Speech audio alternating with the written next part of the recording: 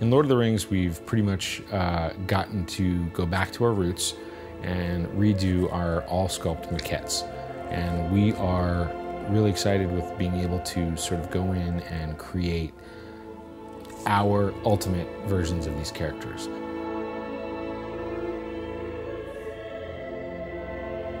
They're single figure statues. They are 12 inches, they're 6 scale, 12 inches tall on a pedestal base.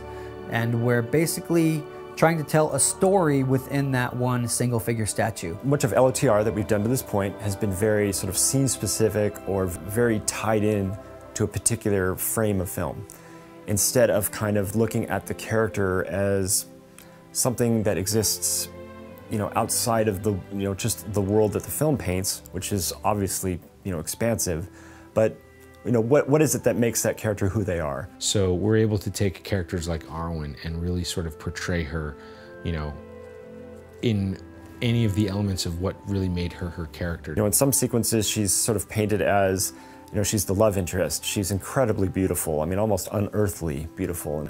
But there's also an aspect of her that's very capable.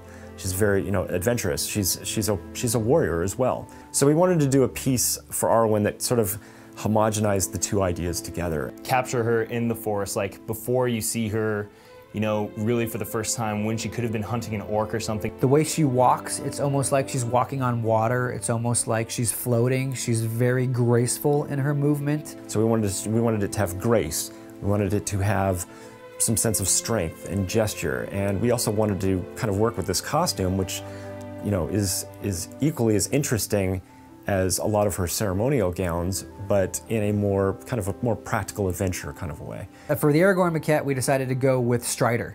That was something that hasn't really been done a lot in the past. We wanted to focus on his more mysterious, original incarnation, how you meet him at the beginning of Fellowship of the Ring. You only meet him as Strider and know him for a little while more in his rangery days. A loner, you know, someone who was a little bit outcast from society and really kind of looking for his place in the world. When you look at Legolas, for example, you get an essence for who that character is. Not just, oh, that's Legolas from this scene, from that movie. When we were looking at Gandalf, we wanted to kind of do a representation of him that really just, you know, ripped with power. It's gonna be a big collection. It's gonna be a big line of figures. And we're being able to go back to a lot of the characters and sort of read into some of their back history and their past. These maquette studies give us this opportunity to look at these characters in these ways, and I think brings something to the collector that not only speaks to their association with the film and says like, oh yeah, no, I do remember that interpretation, but what you've done here, I see, is